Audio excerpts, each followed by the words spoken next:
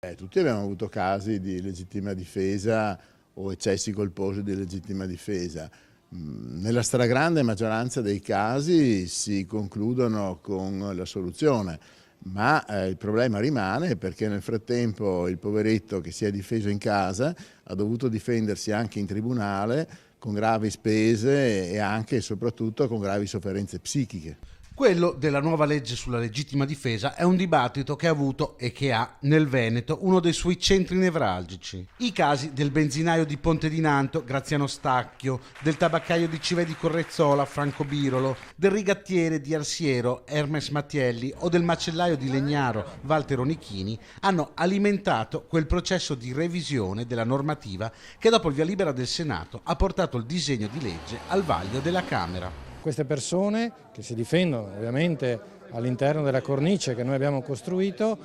potranno sapere che avranno a loro fianco uno Stato che li aiuterà dal punto di vista economico e che impedirà ai delinquenti e ai parenti di questi delinquenti poi di ottenere anche il risarcimento del danno. Se la nuova legge ha attirato le critiche di chi paventa il rischio di un nuovo Far West, non mancano le osservazioni di chi, al contrario, la reputa troppo leggera. Una legge buona ma insufficiente, perché noi avremmo voluto un cambio epocale, cioè dalla legittima difesa passare al diritto di difendersi, perché quando lo Stato è assente ci deve essere la possibilità per il cittadino di avere il diritto a casa propria, nei propri uffici, nelle proprie attività, di difendersi senza che nessuno possa poi accusarlo. Questa legge è un passo avanti ma non sufficiente.